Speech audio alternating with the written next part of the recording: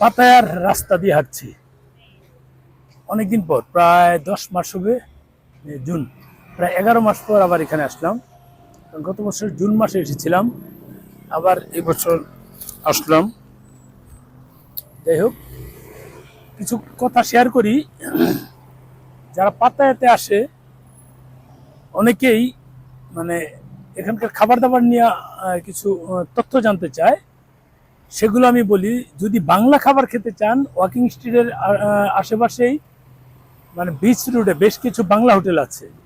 আপনারা তো অনেকে জানেন, মাহি আছে, লিটন আছে, আগে লিয়া ছিল, এখন সারা হয়েছে। এছাড়াও আরো কিছু বাংলা হোটেল, বাংলাদেশি হোটেল আছে, ইন্ডিয়ান বাংলা হোটেল আছে, এগুলো কিন্তু অ্যাভেলেবেল আছে। আপনারা এখানে খেতে পারেন। কিন্তু আমার বিষয়ে অন্য একটা বিষয় নিয়ে কথা বলবো, একটু ডিফারেন্ট ভাবে, সেটা একটু মাথায় রাখবেন। আর হলো যে আমরা যারা অনেকে বলে যে ভাই একটু কম টাকায় ভালো মানের হোটেল পেতে চাই এবং ওয়াকিং স্ট্রিটের পাশে চাই, সেটা হলে তো আপনার অনেকগুলো আছে। যেমন ওয়াকিং স্ট্রিটের পাশেই ওয়েলকাম প্লাজা, এখানে মোটামুটি 3 স্টার হোটেল, অনেক বিশাল বড় হোটেল।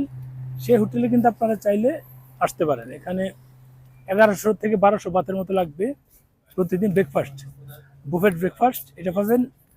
আর আরো যদি কমে পেতে চান, এটা হচ্ছে লস পাতায়া নামে একটা হোটেল আছে, সেটা আমরা উঠেছি। এখানে ভাড়া কম, এখানে অনেক কম ভাড়া। আপনার ইয়ের হয়তো বা 400-500 বাদ পড়বে।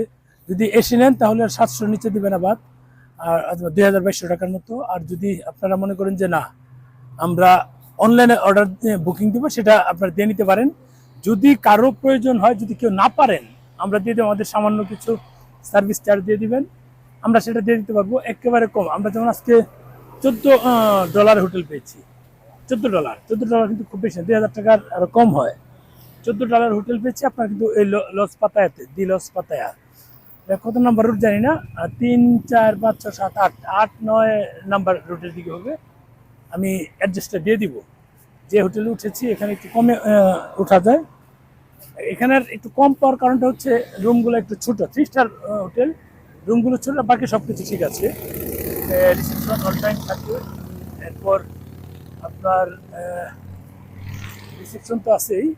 আর হলো যেটা মানে লিফটে উঠবেন, সেটা হচ্ছে ব্রেকফাস্ট দেয়। ব্রেকফাস্টটা হচ্ছে আপনার বুফেট না, একটা 2টা আইটেম দেয়, যে কোনো একটা আপনাকে সিলেক্ট করতে হবে। ওটা যেহেতু ব্রেকফাস্ট মানে কমন, 2টা আইটেমের মধ্যে যে কোনো একটা মানে কম্পালসারি এটা।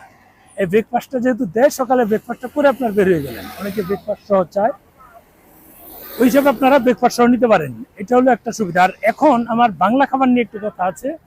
বাংলা খাবার নিয়ে কথা হচ্ছে যে আপনারা যারা বাংলা খাবার খেতে চান, একটু মাথায় রাখবেন, যদি সিঙ্গেল খান আপনার 250-300 টাকার নিচে হবে না ভাত, 300 বাতের নিচে হবে না। আর যদি আপনারা মনে করেন যে না, সিঙ্গেল খাবো না, 2-3 জন আছেন বা 3 জন থাকেন, একটা গরুর মাংস নিয়ে নেবেন।